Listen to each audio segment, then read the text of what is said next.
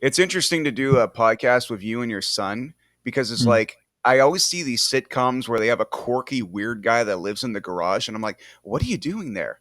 Yeah. Now I know. Yeah. Now I know.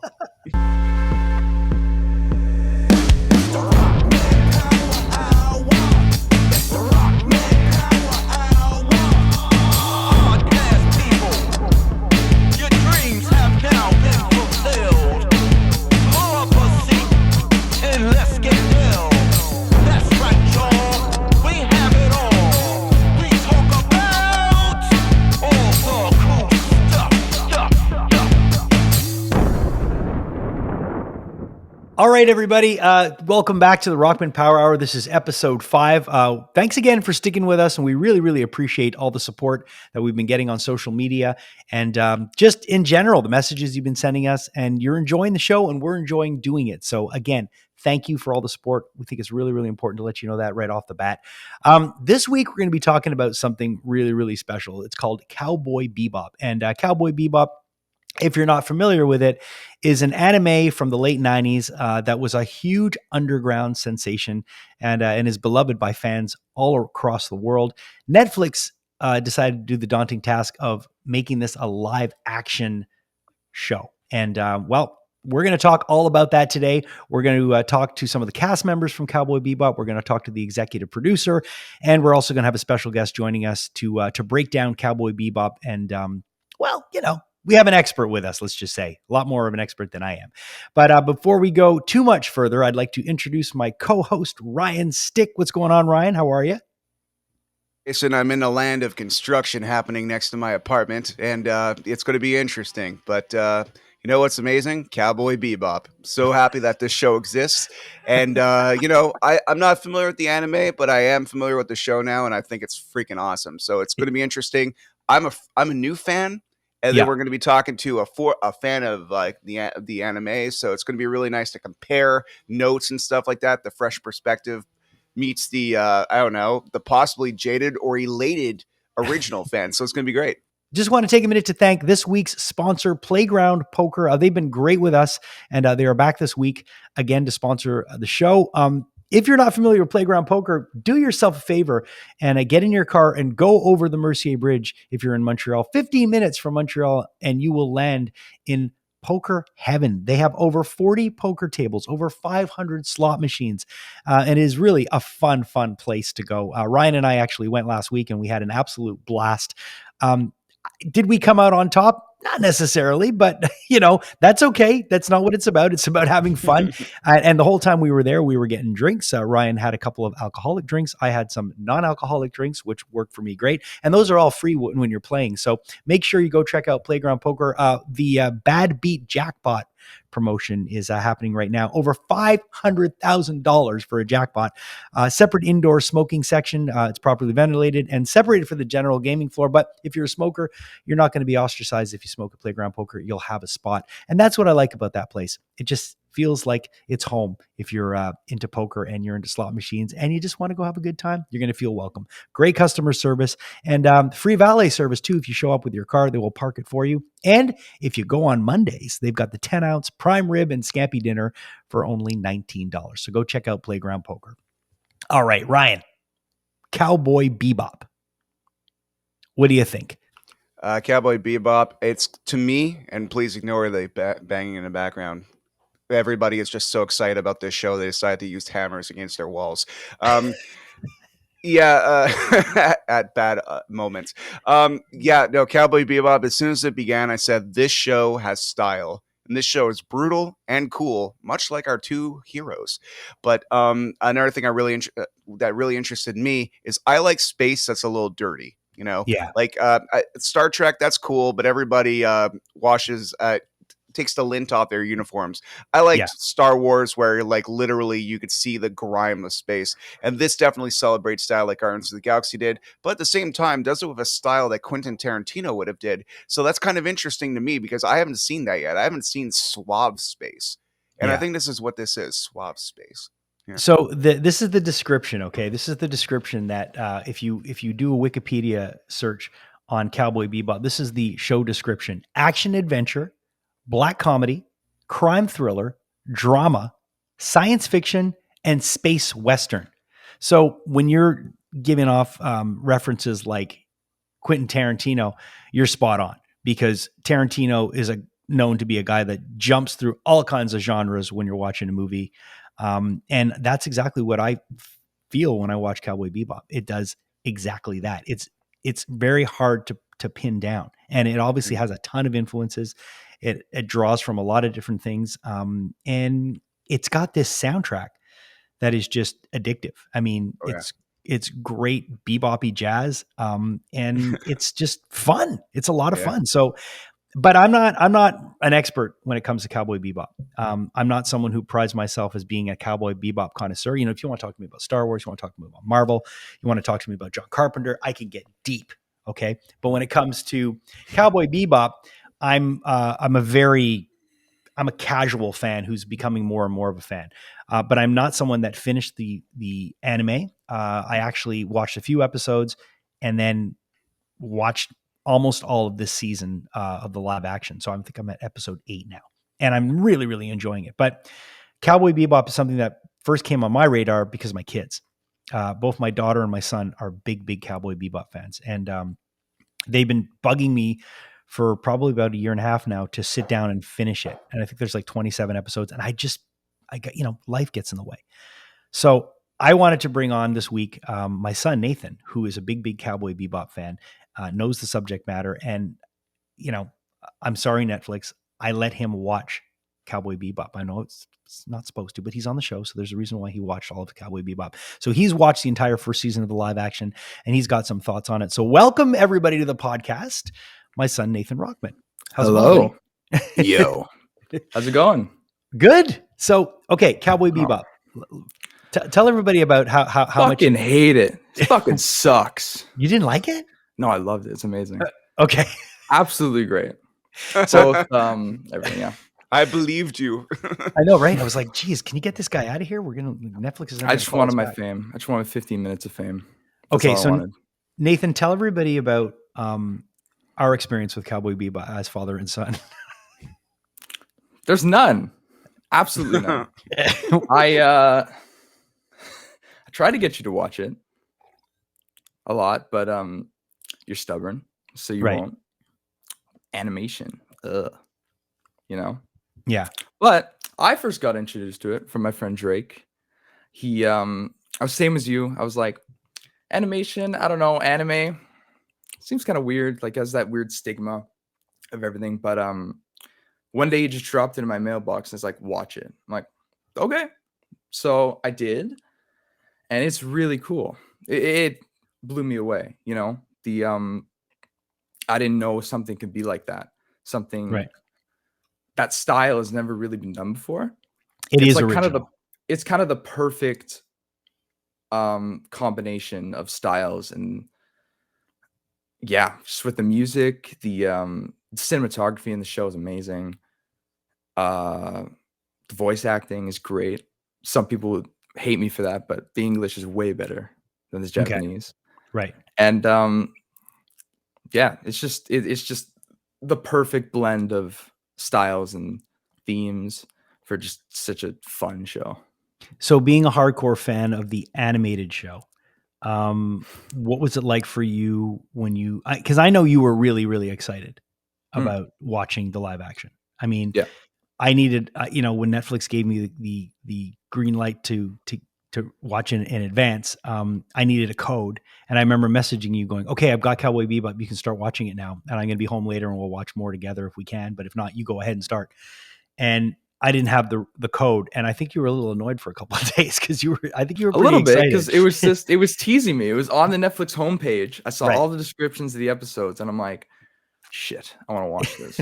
But I couldn't. So anyways, you finally got the code and you watched it before me, and yes, you plowed through it pretty quick, right? I might have missed a few classes watching it. Yeah. Okay. Well, we won't tell the college you're going to about that. But now tell me, on a whole, did you enjoy it? Yeah, it's great. I was gonna make a joke about how it sucked. No, it's great. It's really fun. Okay. And how are you thinking people are going to react to it? Well, I've seen. Luckily, we're recording where the reviews are out, and it's kind of half-half. It's 50-50. There's like the hardcore anime fans that hate it, Right. for some reason, because it's different. They hate everything. They hate everything. It doesn't matter. It doesn't matter. You can make it frame for frame. They will find a reason why they hate it. They're Exactly. just haters. Yeah. The colors were off. Like I saw a comparison where that like the water was like brown in a shot, but it was like blue in the anime. Oh, so they're nitpicking. Yeah, and it's like it's on That's completely different planets. Like, shut up. But and there's the other side that like it for what it is, because it's a Right. different show. It's not the same thing at all. Well, So I think if you just switch your brain off and let them take you on this ride, it's you're gonna love it. right. Like I did. So let me tell you, okay, and Ryan, again, I'm a casual fan, okay, Casual. but I Said watched. lightly. I think I watched 6 or 7 episodes, okay, of the anime. Yeah, you got to the best part and stopped. Right. Okay. So I watched 6 or 7, but I still watched 6 or 7 episodes of the anime. I knew the live action Yeah. show was coming, and I kind of had a feeling that we might be doing something with the live action show. So I was like, all right, you know what? I'm just going to dive into the live action show. And watching the live action show, this is how much I think they paid attention to detail. I recognize stuff from the animated show, having only watched the episodes once and watching them maybe 6 months or 4 months before I watched the first episode of the live action. I saw comparisons. I saw shots that were recreated. The sitting area where Spike and Jet Black sit, that was recreated painstakingly. Some of the way that Spike sits down on the couch and lies with his head hanging off the couch. You know, there was a lot that was, I think they paid special attention to make sure that they did a bit of fan service, which is great. And so, you know, people complaining about colors of water and stuff can just piss up a rope. I mean, that's just haters. Oh yeah. And it's like, you know, that iconic shot of Vicious and Spike when they face off? Yeah. There's complaints how they were facing the wrong way in the window. When if you watch it, it's different, but it's like, oh God. Okay. So the people that are being haters are just being haters. Well, anyway, speaking of Vicious, Ryan, we got a chance to chat with 2 of the actors from Cowboy Bebop, Alex Hassell and Elena Satine. So check it out. This is our interview with some of the cast members of Cowboy Bebop.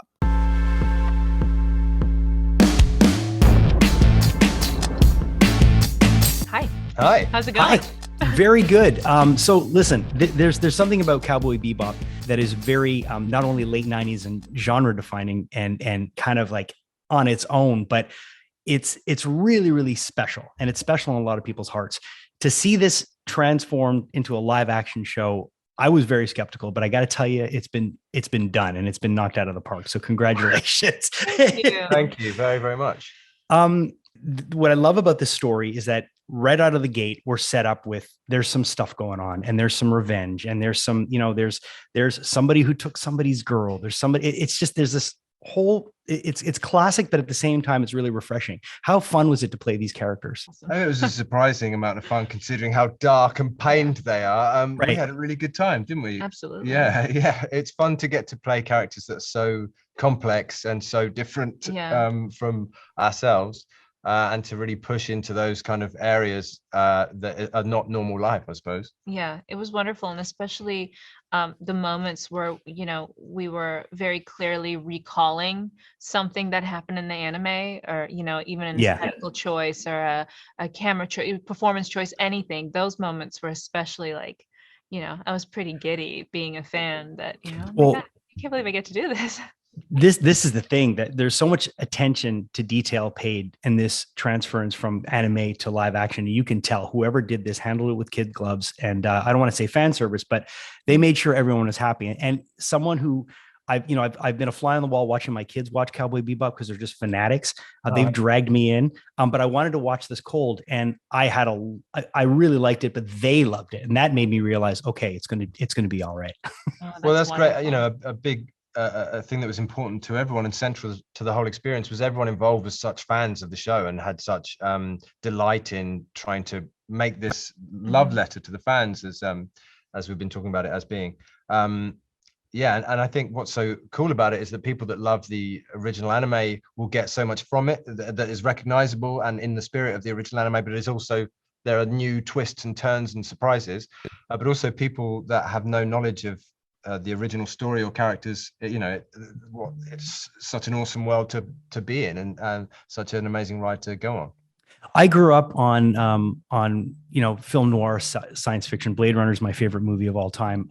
There's some moments there. It really brings me back to Blade Runner, and I don't know if it's the saxophone moments, but but there's some really, really great stuff that's being done. That's just, if you're a fan of Westerns, if you're a fan of science fiction, if you're a fan of crime thrillers, it's all there. So when you're going into something like that, do you have to rely on one genre when you're thinking about how you're going to play this, or is it just really about the character? I think it was really, it was really important to keep the tone, the very specific tone of the show in mind. Yeah. When, for instance, our marriage is very troubled and there's some really dark stuff to play.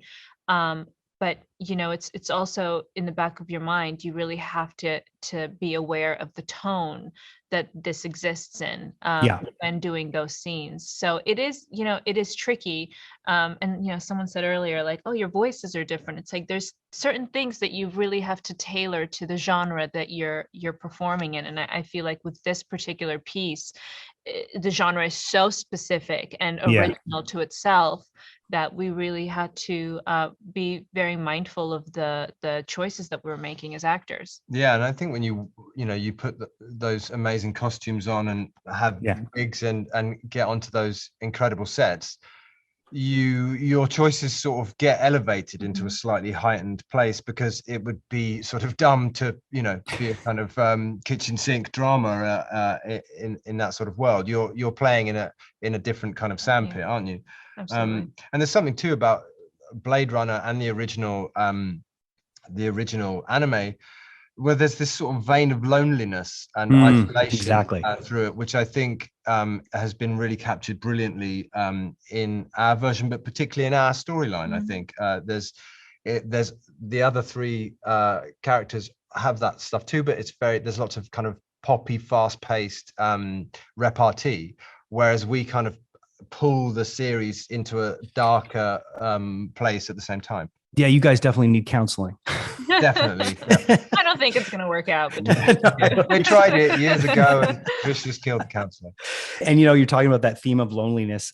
It really does have that. Nobody is really happy in this show. Everyone's searching for something, and obviously John's character is so is so endearing, and you look at Spike, and Spike is somebody who's just, there's so much mystery about him, but at the same time he's got this confidence, and obviously his name Fearless. There's something about him that you want to know more about. So when this all unwinds, and I don't want to give anything away because this is coming out the day that this drops on Netflix, but it really does unfold quite nicely, and it does leave you hanging. Like there's always that carrot. Yeah, I mean, I think that's always to go back to westerns. The kind of lone gunslinger riding into town without any history is really, really appealing. And I think there's often a desire to flesh out so much in characters that there's no mystery left. And I think what's so great about our show is enough is fleshed out for you to feel that the choices are sort of based on some history, but at the same time, especially with Spike, there's so much mystery left. And John is such an amazing performer in that way. He's so subtle and has such charisma and such a sparkle in his eye with doing almost nothing, that it's very easy to want to lean forward and get to know him and his character better. Absolutely. He wouldn't talk to us, unfortunately, during the filming. He kept himself very separate, but we'd like to get to know him one day. Seems like a really nice guy. That's what they tell us, at least. We're contractually obliged to say that he's a lovely guy. Thanks so much for taking the time. Continued success, and I can't wait for people to see this because I think they're going to be really, really, really in for a good ride. Thank you so much. Nice to meet you. Thanks, guys. Dude, that was awesome, man. It's funny, and I only knew this before doing a bit of research, but do you know who Alex plays? He plays Translucent in The Boys. Oh, nice. Yeah. Really? Yeah. He plays Translucent. Did not know that. So he's the guy, that creepy guy that's standing with his dong out in the bathroom. I didn't recognize him with clothes on, I gotta say. Yeah. Yeah. Well, he's not someone easy to recognize because you never see him, and he's pretty much done. Well, there's no spoiler alert, but if you haven't watched season 1 of The Boys, then get on it. But Yeah, come on. let's just say he's not a mainstay in the cast. Yeah. But both of them, you know, I thought they both did a great job in the show. I thought Julia was phenomenal. And then again, I'm not going off references from the anime at all. Did you find that Julia and Vicious were well represented in the live action show, Nathan? Yeah, it was different. They had a completely different story. Okay. They're not even in the original that much. Spoilers. Okay. They're That's Yeah. fine. That's fine, Nathan. Nathan, I know nothing about this anime. Please explain to me. Well, what do they do in the anime, and how do you think it was a creative way to include them in such an early part of this rendition of it? Yeah, because in the anime, it's an anthology show. It's an anthology show. There's like a couple episodes of progressive storyline. Right. That and like maybe like 3 or 4, and those are the ones that include Vicious and Julia. Okay. So, and it's just this constant feud between Spike and Vicious, which is represented in the show, but in a different way. They're a lot more, I don't know if I could say, but they're a lot more buddy in the live action, and like Spike and Vicious. Yeah. But in the live action, Julia and Vicious are there more often. They're almost in like every episode, right? Yeah. And they have their own storyline, and that's what the live action show does different with them, especially, is that it tells like this linear progressive story with them. Yeah. Which is, and I think it works well. I mean, again, I'm kind of glad I saw it the way I did, where I wasn't tainted by the live, I wasn't tainted by the anime. And I don't want to be tainted, but I mean, because tainted has a negative connotation, but I wasn't overly influenced by it. I was influenced just enough to know, oh, they're doing a good job playing the characters like they are in the anime show. But anyways, I'm going to go back and I'm going to watch the anime now. Absolutely should. It's worth it. Because I'm and then I got to watch the Cowboy Bebop movie, the animated movie. The movie that is on Netflix that we got to watch, which I have no excuse to not watch anymore. So I got to make time and I got to finish it. So yeah. But I'm thinking people are going to like this. I think people are really, really going to dig this show. Oh, for sure. And if you're not that's for later. If you're not if you're not one of those hardcore fans that want everything to be exact, like, but those fans have some reason to be either skeptical or just skeptical, or just like not trust Netflix, because in the past they have done some unfaithful adaptations that were just not good. Listen, it's like anything, depending who you have involved with the project, it could go either way. And I think, for example, one of the reasons why Star Wars, in certain hands does better than in other hands, it's because the people that are involved really, really, really want to pay tribute to, they know how to walk that delicate balance. Look at Marvel. I mean, Marvel, Kevin Feige is the executive producer of everything, knows what he's doing. And he knows how to get the right people involved that are going to pay the right respect to the source material, but at the same time be able to go out on a limb a little bit. And Marvel's track record has been phenomenal. Okay. So far, how many movies they put out? Like 25. It's like, the ratio is pretty good. And I'm talking like as a not a casual fan, as somebody who's a hardcore superhero fan, there's, out of those 25 or 20 whatever movies, there's like, I wouldn't even say there's a handful of stinkers. I wouldn't even go to 3 or 4. I'd say I wouldn't even say they're stinkers. They're just not. They're not, and they're not up to par like as the greats, but they're still enjoyable movies. The worst, the absolute worst Marvel Cinematic Universe movie is still better than anything we got pre-2000 X-Men. So that's true. Yeah. That's true. Oh and I just want to bring up something, guys, when it comes to adaptions and all the fans that will hate on something. it's like my X-Men, like Jason's X-Men is John Byrne, Chris Claremont, like, you know, the true original X-Men as it was being written, printed, and that wasn't even the original X-Men. The original X-Men was Stan Lee. Right. And then later Neil Adams, and only found its footing years later.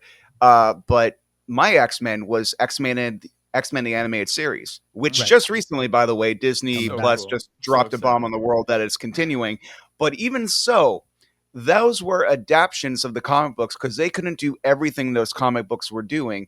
And the comic book fans would look at that show, which is my definitive representation of the X-Men, and say they didn't do it right. Yeah. But to me, I'm like, it does not get better than X-Men the animated series. I mean, I do like other cartoons, but I learned about the Phoenix Saga from that. And then I look at them trying to do it in the movies, and I said, that you did it wrong. Yeah. But then someone who never saw that cartoon and only saw that movie.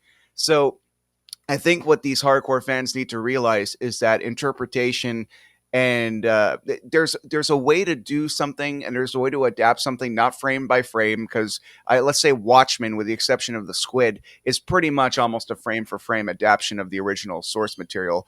But you could take creative liberties and really make it grow in the in that wheelhouse you're trying to present it in, such as a movie. A movie can't be 17 hours long, which would require it to be a book. Let's face it. Unless you're Alejandro Jodorowsky. Yeah. Which is funny. then it could be as long as you want it to be, because it's never going to get made. Oh my God. I know. But I'm just saying, I'm like, what I love about this Cowboy Bebop and coming in fresh and not being, you know, as you brought up the point before, tainted or whatever, or just I'm not in love with the other version so much that I can't appreciate the new. What I do, everybody out there, is when a movie's coming out, I don't read the book if the book's available. I watch the movie and then I read the book. I go backwards because the book, or whatever the first one, is the ultimate director's cut of whatever the hell you're watching. Exactly. Yeah. And let's think of this for a minute. Like, all three of us have experience with superheroes. We all know the superhero stories fairly well. Yeah. Think of how many people have gone into Marvel movies, like my mom, like a ton of people's parents, or like people you know, that didn't know anything, cold. Yeah. So they're, you know, which blows my mind. So for me to come in and watch Cowboy Bebop cold-ish, I'm going to give myself a pass on that. And I wanted to, and I'm glad I did, because I really enjoyed it. And the live action show does a really good job of introducing you to the world.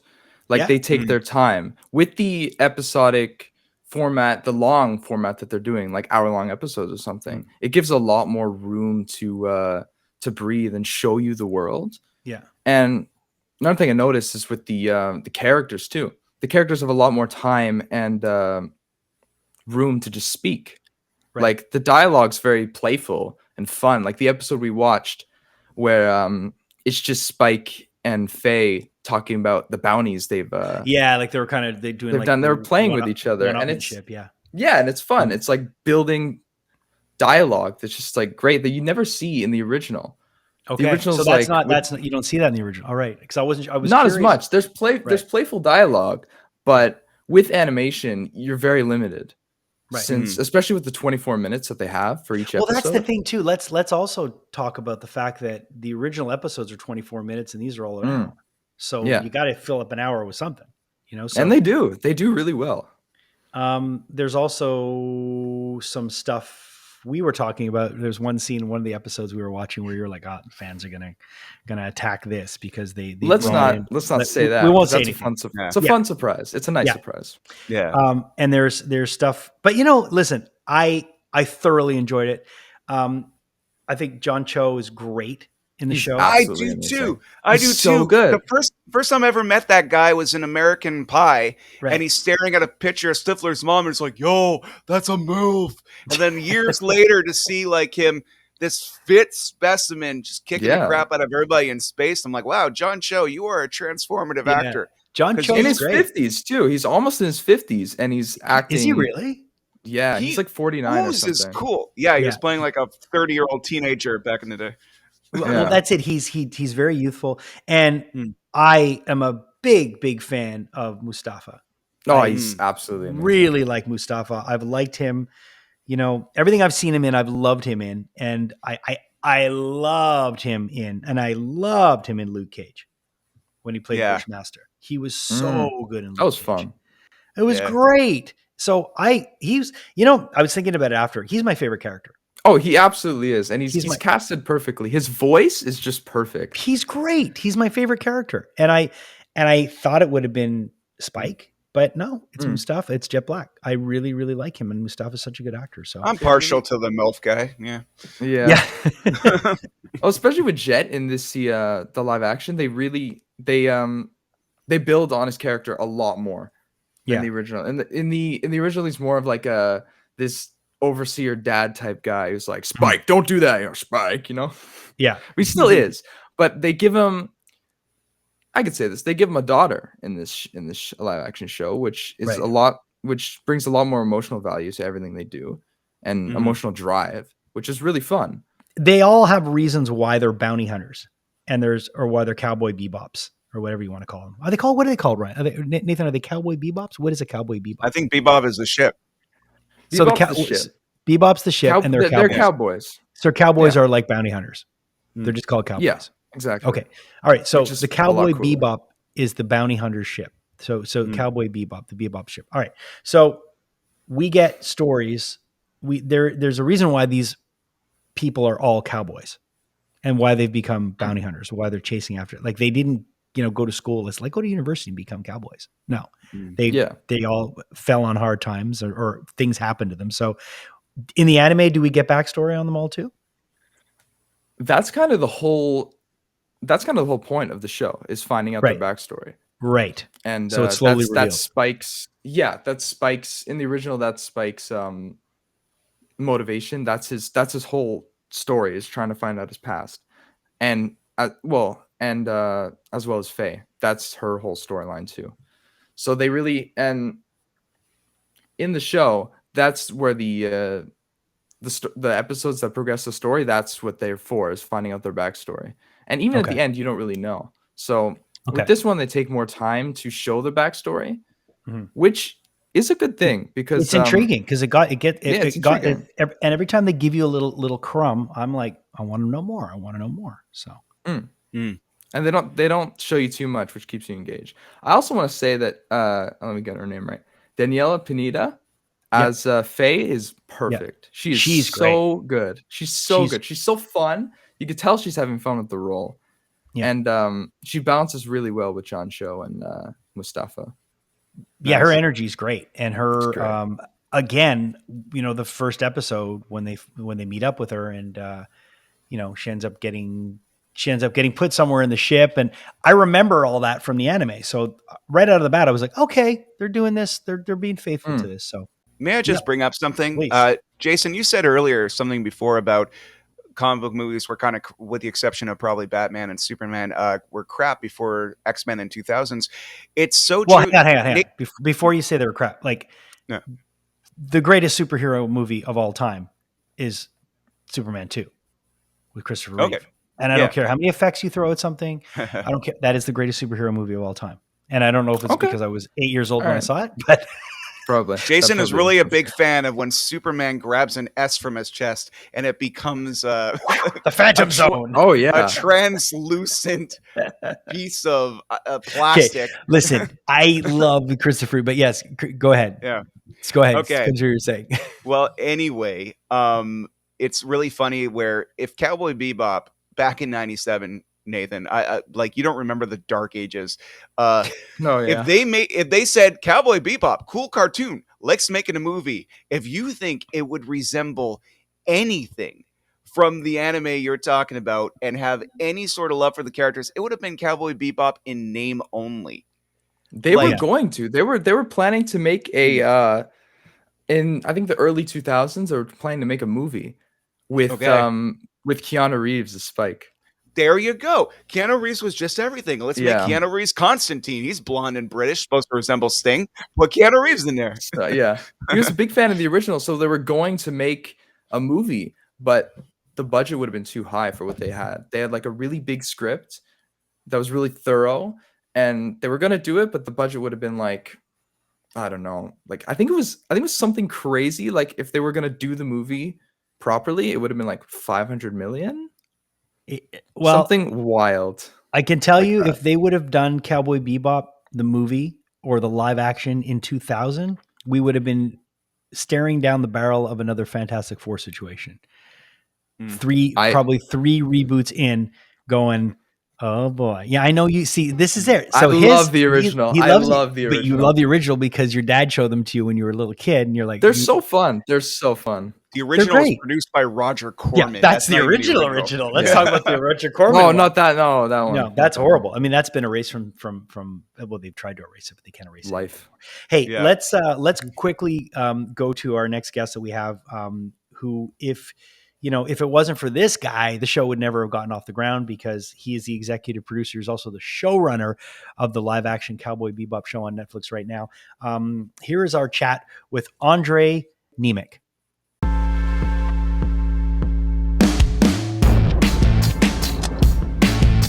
Hey, Andre, how are you? I'm good. How are you? I'm good. Okay, so the description for this show: action adventure, space western, black comedy, crime thriller, drama. It is so 90s. And yeah. But right? Okay, Yeah. so I work in radio, right? So when we talk about music, one of the most genre-defying decades was the 90s. Anything went in the 90s, late 80s to the 90s. And this is so 90s, but it so works today because there's nothing like it today. So congratulations on sticking the landing with this. Thank you very much. That's kind of you to say. I imagine you were a fan of the show going into this. I was a fan of the show, and I actually came to the show through the music. Right. I heard the music long before I ever saw the show. And I heard the music kind of track after track. And this sort of jazzy, wild, sort of lovely, eclectic, dark, beautiful, pumping soundtrack. Yeah. And I was like, what is this? And my brother at the time, who was a fan, had said, dude, it's Yoko Kanno. It's Cowboy Bebop. What? And I was like, I don't know what you're talking. I don't know what a Cowboy Bebop is. Right. And I started watching the anime and I fell in love with the show. So that's kind of how I feel, because my kids, I have a 17-year-old and a 14-year-old, and they're obsessed with anime. They're obsessed with this show. They got me to watch the first 6 episodes. I really liked it, but of course, life happens. Yep. And I didn't finish. And they're like, finish. You've got to finish it. So I made a decision not to, because I knew this was coming up and I wanted to watch this with fresh eyes. The biggest compliment I can probably give you is that I really enjoyed it, but they really enjoyed it. That's great. So they felt that everything was, what needed to be paid homage to was done, but they also said it goes in different directions, which they were happy about. You're working with an incredible cast here. First of all, John and Mustafa, what was it like to work with those two? Oh, they're great. I mean, John is such a pro and such a sweet guy. And Mustafa, I always describe him, he's just like a guy with a heart full of jelly beans. Yeah. They're such a pleasure to be around and to work with, and their enthusiasm for the material, and for sort of the brotherhood between bounty hunters. Yeah. You feel that between them. Oh yeah. At all times. So they're such a pleasure. Well, it feels like everybody was 100% in when they were doing this. There was no one was dialing it in. And you can sense that everybody was really invested in this. Yeah. And I think that translates down from the actors, the writers, the department heads, the art department, the props. I mean, all the way down to the drivers, the PAs on the show. Like, everybody in the making of this knew that we were playing in a very special sandbox, and everybody brought a real reverence and a real fandom to not wanting to sort of, can I swear? Yeah, not wanting to fuck it up. I mean, that was a real thing that we would say to each other, like, this is Cowboy Bebop. Let's not fuck this up. Right. And everybody sort of brought that energy, and it made every day special because we knew what we were chasing. Yeah. So it was, again, it wasn't without its work, but it was a pleasure to make because of the enthusiasm that surrounded the project itself. The way this season opens up, I mean, right away, you see what the intention is. You see there's some stuff from the past that we're going to be dealing with. There's some old romances. There's some mysteries. but it really unfolds nicely. And, but at the same time, there's some, I can't say anything obviously because, I don't want to ruin anything for anybody, but this definitely leaves you on a bit of a cliffhanger. Yeah. Life leaves you on a cliffhanger. Exactly. Exactly. I kind of always say, I'm a big fan of the fact that, we get resolution, but the resolution of one is the beginning of the next. Yeah. And that's sort of the truth for all of us. And it's true. I think for our characters, there is resolution and understanding. There is a chapter that has come to an end, but again, like with everything, it leaves you wondering what the next chapter, how does that inform the next chapter? And just lastly, when I spoke to Alex and Elena, they brought up the fact that there's this loneliness that's woven into this entire story. I mean, every character in this show is lonely.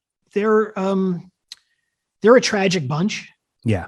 In and of their own right. All chasing something that I'm not sure they understand what they're chasing. Yeah. And really importantly, running. Yeah. They really run. It's, I'm also a believer that no matter how fast you travel, you will never outrun your past. Yeah. And that I think is true for all of them. And those truths will leave you in a very lonely place because you are the only source of a response to that truth. Awesome. Thanks so much for taking the time and continued success. Thank you so much. Real pleasure. All right, man. Take care. That was awesome. That was so cool. Thank you. And it really shows that the creators really cared for this and put everything into it. Yeah. They're fans. Oh yeah. This guy was a fan. And, I don't think they've done anything wrong here with the rollout of the show. I mean, everyone's excited. They even sent out these boxes. I mean, I got one of these boxes from Ooh la la. Nice. Right. That's and cool. This was a point of contention in my house because once this thing got opened up, it was like a fight between the two of them, Nathan and his sister. But don't you have this dog too? I do back there. We have a little doggy like this that we got. We got a Cowboy Bebop coin because I think Spike flips this thing in the show all the time. And but yeah, so they're serious about the rollout of the show, and there's a lot behind this. And I think it opens today.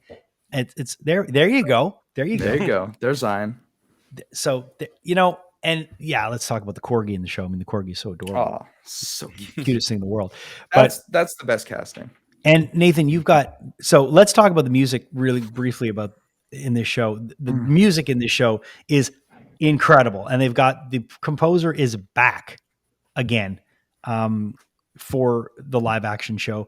And Nathan, you got a version of this on vinyl. So show everybody this thing. Now, this thing was so hard to find. Oh yeah, it was. But... So tell us a bit about this and the composer and stuff. Well, let me get her name right. How exactly did a 17-year-old get into jazz? Well, let me tell you. So Yoko Kanno, I believe that's her name, is incredible. Her, the music really makes the show and gives the style of the show. It wouldn't be the same without it. And the way she, don't get me started about music. The way she incorporates jazz. Oh my God, there's so many elements. Jazz, there's ska elements too, blues, rock. There's oh my God, there's ballad songs too. It's just so fun. And it works with the style of the show where it's very mixed. So I don't know. I wouldn't have thought of a space show with jazz before this one. It's just such a weird concept. But it really works and it serves beautifully. Again, let's go over it. Action adventure, black comedy, crime thriller, drama, science fiction, space western. There's no rules when it comes to this show. So the fact that it has this kind of a soundtrack does not surprise me at all. And the fact that it's beloved by fans and so hard to find on vinyl. I searched high and low for that fucking thing. And I appreciate Christmas. It. I know you do. I appreciate it. Awesome, man. Listen, this has been a lot of fun talking about Cowboy Bebop. But is there anything else you wanted to talk about before we move on? Because we've got to move on.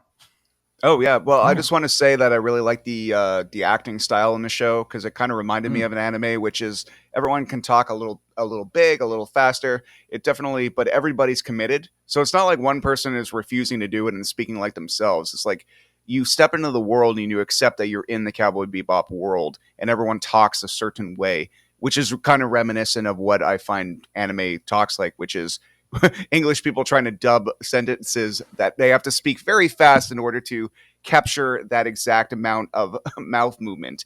But I appreciated that because a big fan of the Fantasia Film Festival, I see movies from all around the world, and it was really cool to kind of see them honor it and not be embarrassed by its anime roots.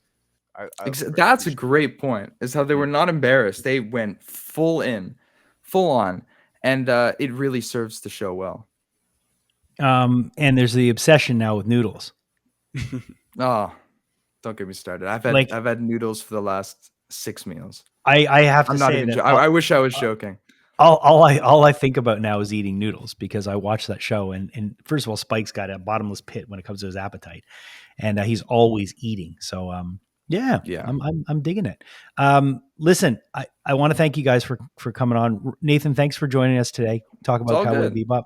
I know that you've been kind of hard on me about my resistance to the show. A little bit. We got to go watch it. We'll watch it. We're gonna have those beautiful father-son moments together. You know, I'm thinking that we're gonna sit there arm in arm on the couch. It's more like I'm gonna be in one corner, he's gonna be in the other, and it's like, don't touch me. Yeah. But it's gonna. I will commit to finishing the anime now. I will. Absolutely. But I'm very, very glad that I got to watch it from the perspective that I did, because I really, really did. I did enjoy the live action quite a bit, and I think this is going to be a really big hit.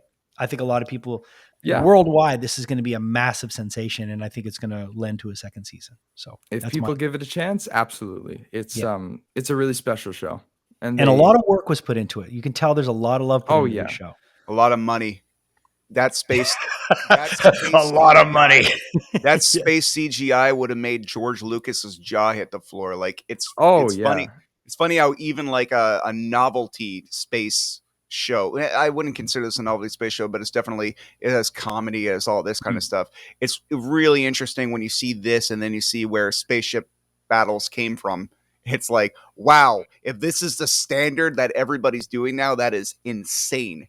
So yeah, and let's again talk about very quickly Jodorowsky, his prints on this too, because I'm looking at some of the designs of some of those ships, and they look strikingly similar to some of the ships that were designed for Dune back in the 70s. Right. So again, Alejandro Jodorowsky's fingerprints on something else, because the ships are beautiful in this show. Oh the color scheme, swordfish is so cool. Well, it's like the coolest show. I just find that when the show is done, first of all, nothing looks CGI. Nothing in the show looks CGI. Everything looks dirty and real. Like like we were watching, and there was that one ship that you're like, that looks so real. Yeah, and it's great. And you know, when they're on a planet and you look up and you see like this weird planet that's just like sitting in the air, it doesn't look crappy. It looks well. So it looks well done. So I'm glad that they didn't do this in 2000 with Keanu Reeves. I'm glad that they did this 20-something years later, and they did it well. Hey, Nathan, thanks. I appreciate it. Hope you can come back again. Absolutely. All right. Thanks for joining us, buddy. Ryan? I feel weird having kicked your son out. Well, it's okay. He was great. It's great having him on, because I mean, listen, he knows the source material better than any of us. So yeah, he's your son, so he's got to be a natural, you know. Yeah, he's probably going to be way better than me. It's like me 2.0. You know what I mean? It's like, let's take Rockman, but do everything better. Give him hair, make him thinner, make him taller. Give him blue eyes. Tall he is. Before he was Nathan Rockman, I met him when he was Rock Boy. And he was always a giant child. Yeah, exactly. I was just like this kid walking around, this 6'4" kid walking around in a diaper. Well, I saw him. I saw him. No. But listen, when you want to go far back, I remember when I first saw him, when he first came to the world. I would hope so. And I was like, The heads come. There's more. There's more. There's more. Ryan, let's take a minute to thank our sponsor for this week's episode, Playground Poker. Playground Poker are great. We actually, Ryan and I are kind of fancying ourselves casino guys now. We're having a good time, you know? And what I like about Playground Poker is you always feel welcome. You don't have to be a poker aficionado or a slot machine aficionado to go have a good time. Just take your car, go over the bridge, Mercier Bridge, 15 minutes out of Montreal, and you are at Playground Poker, and it is poker heaven. Over 40 poker tables, over 500 slot machines, and the whole time you're there, you're drinking on Playground Poker, alcoholic or non-alcoholic drinks. They've got an incredible restaurant, and they've got a great special every Monday night. If you're into prime rib and scampi, they've got your prime rib and scampi dinner on Mondays for only $19, and they also pride themselves on their customer service. So go check them out, Playground Poker. You can get more information at playground.ca. Ryan, thanks again, man. This has been a lot of fun. And next week on the show, next week is going to be fun because we're doing 2 episodes next week. Yeah, that's true. We're gonna dive in. Next week on the show, we have got a heavy metal rock icon. And when I say icon, I'm talking icon. Okay. When you're rubbing shoulders with the Prince of Darkness for over 30 years, you're an icon. And we're also going to be talking to an actor from one of the most anticipated films of 2021, and it is a reboot of sorts, but it's gonna freak people the fuck out. So make sure you tune in next week to Rockman Power Hour. We'll be giving you 2 episodes, more bang for your buck, right? I don't think anyone pays anything though, so you're just gonna get banged. You're just gonna get banged a lot next week. So, well, all right. Just want to take a minute to thank everybody involved with the episodes and with the show. Thanks again to my co-host Ryan Stick, to our special guest Nathan Rockman, making his podcast debut today. We'll be hearing more from him. I'm sure he'll be jumping on with us as the weeks progress. Thanks again to our sponsor, Playground Poker. Go check them out at playground.ca. And again, our producer, Julia Kedzierski, who keeps us all in order. And if you want to join us weekly and join us and never miss an episode, if you're watching on YouTube, please subscribe and hit the bell, and that way you'll be alerted about new episodes. And if you're listening to us on any podcast streaming service, just subscribe, and you will be alerted when we pop up new episodes. On behalf of myself and everyone here at the Rockman Power Hour, I want to thank you again for hanging out with us, and we'll see you next week.